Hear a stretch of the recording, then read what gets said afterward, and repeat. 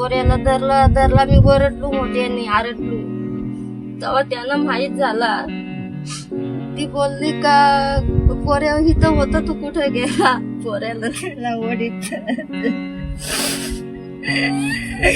थोडं ओसतून तो आला आणि डायरेक्ट त्याला मागच्या मागून एक 8 ते 10 डाग केले आणि डायरेक्ट आतमध्ये घेऊन आमच्या बंधूंनी त्याला आतमध्ये 15 फूट आतमध्ये जाऊन बाहेर काढलं. वाघ निघला. मग आम्ही इकडून पळत सुटलो. पोराला उचलून आणलं तर त्याला वाघाने धरलं होतं. त्याच्या मानेला त्यांनी मान टाकलेली होती.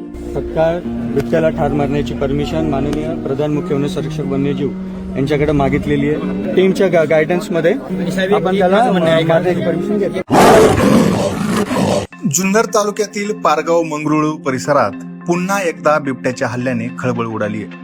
नागरिकांमध्ये भीतीचे वातावरण निर्माण झाले. आज सोमवारी दुपारी 11:30च्या सुमारास पारगाव मंगरुळ येथील श्रीराम भिकाजी भोर यांच्या शेतात कांदा काढणीचे काम सुरू असताना ही दुर्दैवी घटना घडली आहे. शेताच्या बांधावर बसलेल्या 8 वर्षीय रोहित बाबू कापरे या चिमुकल्यावर ऊसाच्या शेतात दबा धरून बसलेल्या बिबट्याने अचानक हल्ला केला आणि त्याला ओढत ऊसाच्या शेतात नेले.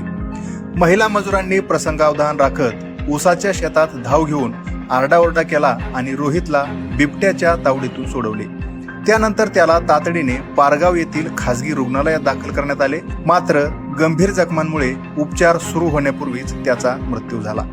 धक्कादायक बाब म्हणजे ही घटना काही दिवसांपूर्वीच पिंपरखेड येथे घडलेल्या बालकाच्या मृत्यूच्या घटनेपासून अवघ्या 1.5 किलोमीटर अंतरावर घडली आहे. यामुळे संपूर्ण परिसरात भीतीचे वातावरण निर्माण झाले.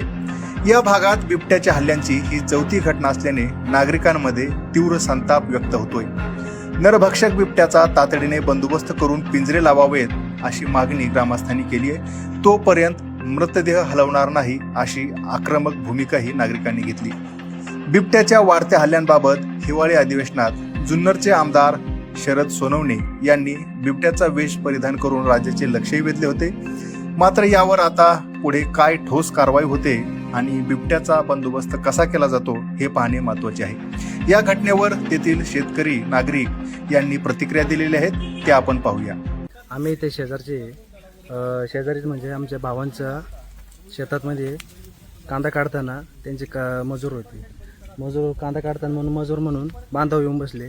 तर ते बांधावून मागून खोडा ओसतून तो आला आणि डायरेक्ट त्याला मागच्या मागून एक 8 ते 10 डाग केले आणि डायरेक्ट आतमध्ये घेऊन आमच्या बंधूंनी त्याला कांदा काढता त्यांनी तसंच कस तरी आतमध्ये 15 फूट आतमध्ये जाऊन बाहेर काढलं आणि तिथून डायरेक्ट स्थानिक पारगाव इथे हॉस्पिटलमध्ये नेलं. पण तिथं गेल्यावर डॉक्टर म्हणले का जागेवर गेलेला आहे. याच्या अगोदर इथं धनगर राहते त्यांच्या 2 शेळ्या नेल्या.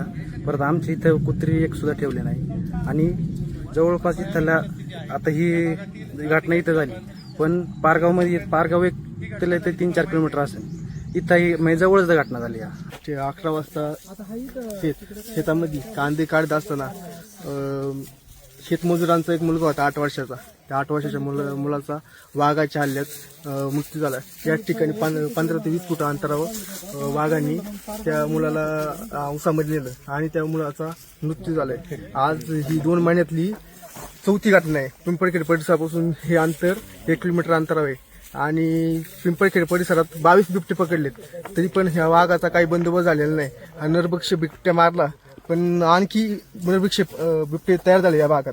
तरी वन विभागाने याची तातडीने लवकरात लवकर दखल घ्यावा हीच माझ्या विनंती आहे. आणि या परिसरात वाघाचं वातावरण आहे की आम्हाला शेतमजूर सुद्धा भेटत नाही. आज शेतीला कांदे लावायचे, कांदे काढायचं काम चालू आहे. पण मजुरांचा मुलगा खाल्ला तर शेतात काम कोण करणार आहे. आमची ही अवस्था खूप भयानक झालेली आहे शेतकऱ्यांची. त्याच्यामुळं वन विभागाने याच्यात लवकरात लवकर लक्ष द्यावे. तिकडं आरडाओरडा झाला. आम्हाला वाटलं काहीतरी झालंय, वाघ निघला. मग आम्ही इकडून पळत सुटलो. तर वाघ मग त्या पोराला उचलून आणलं तर त्याला वाघाने धरलं होतं. त्याच्या मानेला त्यांनी मान टाकलेली होती. पूर्ण रक्ताने भरलेलं होता. त्यांनी गंभीर दखल घेत तत्काळ बिबट्याला ठार मारण्याची परमिशन माननीय प्रधान मुख्य वनसंरक्षक वन्यजीव यांच्याकडे मागितलेली आहे. ती मागेपर्यंत ती परमिशन येईपर्यंत आपण जे वेगवेगळे शूटर्स आहेत, ट्रँक्युलायझिंग टीम आहे आणि त्यांना पाचारण केलेलं आहे. आणि जे केजेस आहेत आणि तत्काळ त्या ठिकाणी एक म्हणजे या बिटामध्ये जे 5 पिंजरे आहेत त्यांचे सुद्धा लोकेशन हलवून नवीन 10 पिंजरे त्या ठिकाणी याच परिसरामध्ये लावण्याचे सुद्धा निर्देश त्या ठिकाणी देण्यात आलेले आहेत. आणि आम्ही आता त्या स्पॉटला जाऊन नक्की तो बिबट कुठल्या एरियामध्ये आहे, घटनाचं स्पॉट व्हेरिफिकेशन त्या ठिकाणी एक्सपर्ट टीम करेल, मी स्वतः त्या ठिकाणी जाईल आणि व्हेरिफिकेशन करून आजच्या आज बिबट इथं जेरबंद नाही तर त्याला मारण्याची परमिशन आपण येईपर्यंत पूर्ण आपण त्याला त्या ठिकाणी टेक्निकल टीमच्या गायडन्समध्ये आपण त्याला मारण्याची परमिशन घेतो.